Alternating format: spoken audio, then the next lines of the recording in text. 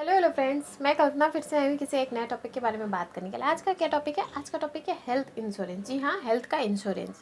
क्या होता है हेल्थ का इंश्योरेंस? ये होता है कि सपोज इन केस किसी की तबीयत ख़राब हो गई तो उसने जिस भी कंपनी से हेल्थ की अपनी इंश्योरेंस कराई है वो उसको, अगर वो हॉस्पिटल में एडमिट हो रहे हैं या हो रही हैं, तो उनका जो भी खर्च होगा वो उनको देंगे। हाँ, उसमें कुछ खर्च होते हैं जो कवर होते हैं और बहुत सारे खर्च होते हैं कवर नहीं होते। ये कंपनी टू कंपनी वेरी करता है। बट हाँ, आज की भाग दौड़ी भरी ज़िंदगी में हेल्थ इंश्योरेंस बहुत ज़्यादा ज़रूरी है।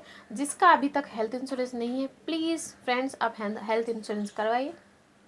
अब इसके प्रॉफिट क्या होता है मैं आपको बता रही हूँ। कभी भी आप किसी भी प्राइवेट हॉस्पिटल में जाइए, ठीक है, तो आपका एक मिनिमम बिल आपका, अगर मान लीजिए आप 4 से 5 दिन तक एडमिट है या मान लीजिए छोटा ऑपरेशन करवाना है आपको, तो आप लाख रुपये हाथ में पकड़ के चलिए तभी आपका होगा। गवर्नमेंट हॉस्पिटल में आप जा नहीं सकते क्योंकि आपका स्टेटस वैसा नहीं है कि आप गवर्नमेंट हॉस्पिटल में जाएँ। और गवर्नमेंट हॉस्पिटल में अगर हम सोचे भी जाने के लिए तो हम नहीं जा पाएंगे क्योंकि वहाँ का जो नियम और सिस्टम है उसके हिसाब से हम चल नहीं पाएंगे। वो लोग इतने ज़्यादा वहाँ पर भीड़ होती है कि आपको वो लोग एंटरटेन ही नहीं करेंगे और उसके ज़्यादा बहुत ज़्यादा भीड़ है।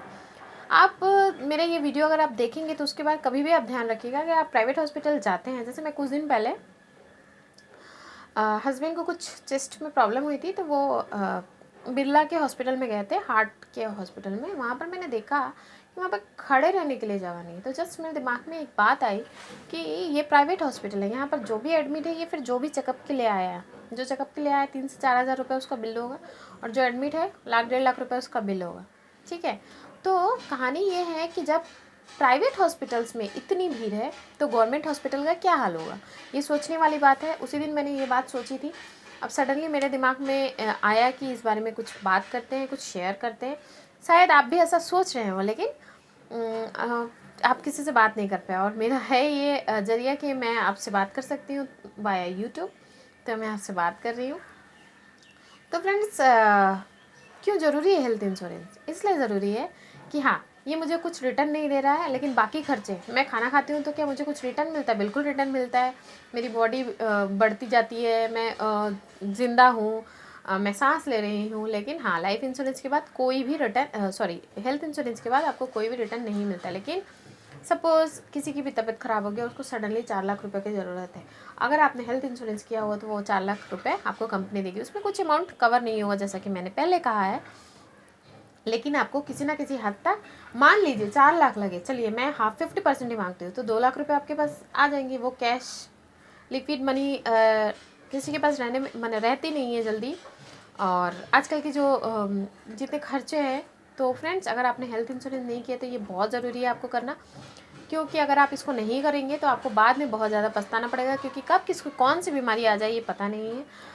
चलिए, बहुत बड़ी बीमारी भगवान की दया से किसी को ना भी आई तो कभी कुछ किसी भी कारण से, जैसे कोई भी गॉल स्टोन हो गया या फिर किसी भी तरीके से आपको फीवर हो गया, आपको एडमिट ही होना है, तो आप क्यों वेट करेंगे? आप, और ज़्यादा नहीं, एज के हिसाब से होता है। मैक्सिमम 10,000 सालाना से ज़्यादा होता नहीं। अगर 10,000 को आप डिवाइड करें मंथली तो कुछ आएंगे जो आप खर्च कहीं और करते हैं, वो आपको लाइफ इंश्योरेंस में, हेल्थ इंश्योरेंस में करना चाहिए, जो कि ज़रूरी है। जैसे हमारा खाना खाना ज़रूरी है, वैसे हमें इंश्योरेंस करना भी ज़रूरी है, वो चाहे लाइफ हो चाहे हेल्थ हो। तो फ्रेंड्स, आई होप आपको मेरी ये सोच अच्छी लग रही है और किसी न किसी दिमाग में रहता है। हाँ, जब भी हम लाइफ इंश्योरेंस या हेल्थ इंश्योरेंस वाले एजेंट को देखते हैं, हम बहुत दूर दूर भागते हैं, उनको अवॉइड करते हैं, उनको फ़ोन कट कर देते हैं, लेकिन कहीं ना कहीं वो हमारी हेल्प कर रहे हैं। हाँ, उससे वो ज़रूर पैसा कमा रहे हैं। तो क्या डॉक्टर आपसे, जब आप जाते हैं तो डॉक्टर आपसे फीस नहीं लेता है।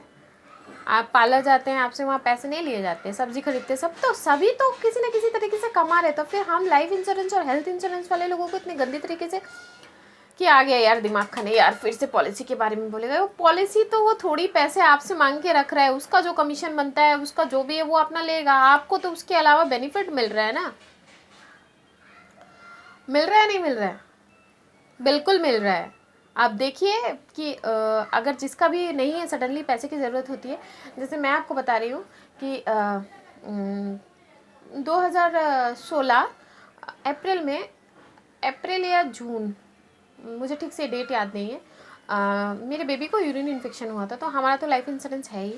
यूरिन इन्फेक्शन हुआ था, हम करीब 20 से 25 दिन हॉस्पिटल में थे। ठीक है, अभी वहाँ पे क्या हुआ, वहाँ पे मैं देख रही थी कि अगर नॉर्मल आदमी उतने बड़े हॉस्पिटल में जाके रहे तो उसका बिल 2 लाख रुपए से कम नहीं होगा। लेकिन हमारी कोई टेंशन नहीं, हमें थोड़ा सा कुछ पे करना पड़ा, 25,000 करीब, और हमारा बिल भी काफ़ी हुआ था, 1,80,000 के करीब हुआ था।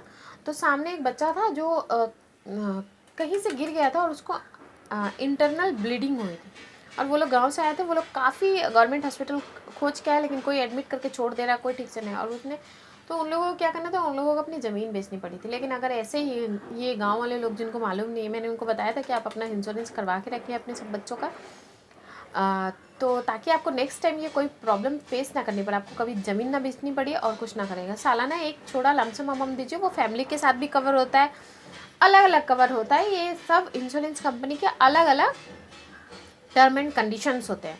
तो आप देखिए आपको कौन सा सूट कर रहा है, आपके मनी के हिसाब से, फाइनेंशियल आपकी नीड क्या है, फाइनेंशियल आपकी कंडीशन क्या है, आपकी नीड क्या है, इस पॉलिसी में आपको क्या हो रहा है, क्या मिल रहा है।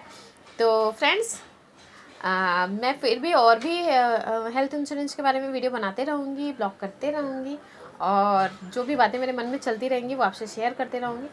अगर आपको मेरे वीडियोस अच्छे लग रहे हो तो लाइक एंड सब्सक्राइब तो बनता है, साथ में शेयर करना बिल्कुल ना भूलें। Bye bye, love you all, Kalpana.